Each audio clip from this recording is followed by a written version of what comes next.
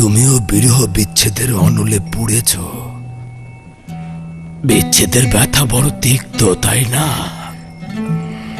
মিষ্টি মধুর মিলন ও দিদার বিচ্ছেদের ব্যথাকে ভুলিয়ে দেয়। সৌভাগ্যপূর্ণ ও সুন্দর পরিসমাপ্তি হোক।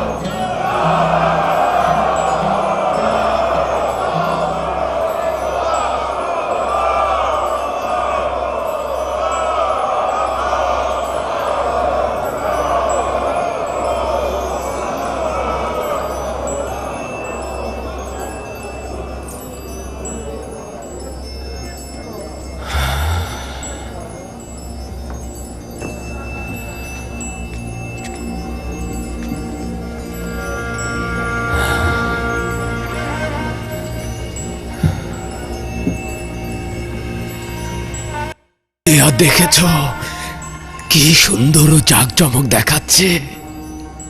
হ্যাঁ, আমাদের ইউসুফ সূর্যের থেকেও বেশি আলো বিচ্ছুরিত হচ্ছে। না প্রিয় বাছাধন, আমার হাতে তোমার চুম্বন করা উচিত নয়। তুমি তো পিতার উপর বেলায়েতের অধিকারী। এখন তো তোমাকে আমার চুম্বন করার সময়। দেখেছ, এ হচ্ছে আমার ইউসুফ। তোমাদের ভাই ইউসুফ ফিরে এসেছে। এই হচ্ছে আমার সেই পুত্র,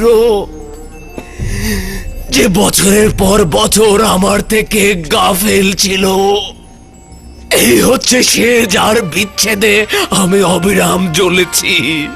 এই হচ্ছে সে, যার অপেক্ষায় আমি বছরের পর বছর কাটিয়েছি। এই সেই ইউসুফ যে ফিরে এসেছে। ওই আমার বাছাধনেরা, ইউসুফকে ফিরে পাওয়ার সৌভাগ্যে এসো খোদা তাআলার প্রশংসা করি। এসো ইউসুফকে ফিরে পাওয়ার শুকরিয়া স্বরূপ সেজদা করি, সেজদা করি।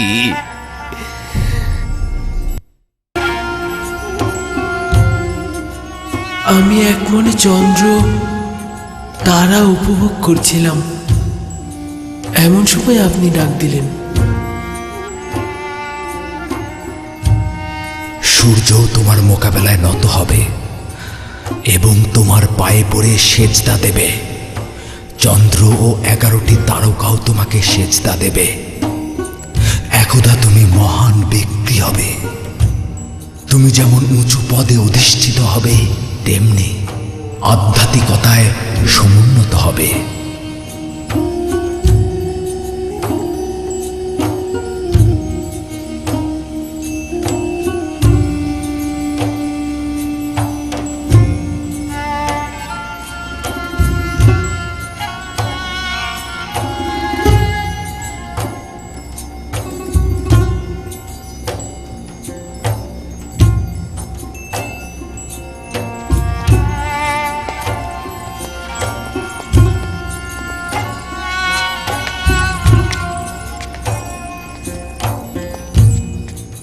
উঠুন আব্বাজান, আব্বাজান উঠুন।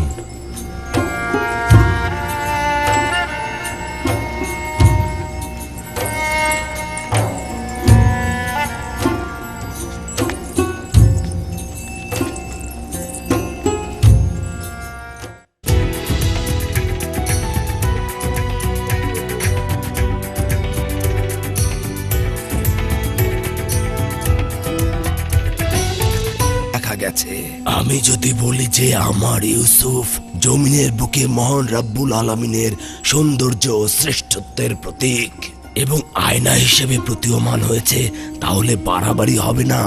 মহান রাব্বুল আলামিন আমার প্রতি এই সকল অনুগ্রহ মঞ্জুর করেছেন। আমার নিজের কিছুই নেই। মহান রাব্বুল আলামিন আমাকে জেলখানা থেকে আজাদ করেছেন। শয়তান আমার সাথে আমার ভাইদের বিরোধের সৃষ্টি করেছিল, যার ফলশ্রুতিতে মহান রাব্বুল আলামিন আমাকে কেনান থেকে এখানে এনেছিল। তিনি মহানুভব, সূক্ষ্মদর্শী, বিচক্ষণ ও প্রজ্ঞাময়। হে আমার পরওয়ারদিগার, তুমি আমাকে আজিজে মিশর বানিয়েছ এবং হুকুমত প্রদান করেছ। তুমি আমাকে সফল ও মর্যাদাবান বানিয়েছ। খ্বাবের এলেমদান, বিশ্লেষণ, রূপান্তর তুমি তো আমাকে শিক্ষা দিয়েছ। হে আমার পরওয়ারদিগার, আমি তোমার প্রতি শুকরিয়া জানাচ্ছি। তুমি ইয়াকুবের অপেক্ষার অবসান ঘটিয়েছ এবং আমার চোখ দুটোকে সন্তানকে দেখবার জন্য আলোকিত করেছ। হে আমার পরওয়ারদিগার, অপেক্ষার চোখগুলোকে দেখবার জন্য আলোকিত করে দাও।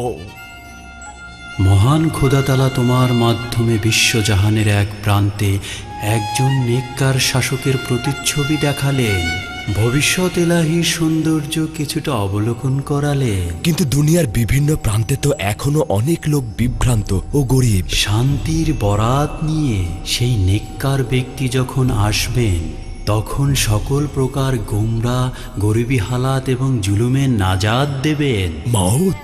হ্যাঁ, যে নামটি বছরের পর বছর জীবনের দুঃসময়ে তোমাকে প্রশান্তি এনে দিত। সেই মাউদ, তিনি কবে আসবেন? আখিরি পয়গম্বরের আগমনের পরে মউদ নামের সেই নাজাতদাতা আসবেন। সমগ্র বিশ্বজাহান এক হুকুমতের পতাকা তলে সামিল হবেন। তিনি ন্যায় ও ইনসাফ সমগ্র জাহানে কায়েম করবেন। আপনি নিঃসন্দেহে আখেরি পয়গম্বর ও মউদের দিদার পাবেন। আমার সালাম তাদের পৌঁছে দেবেন।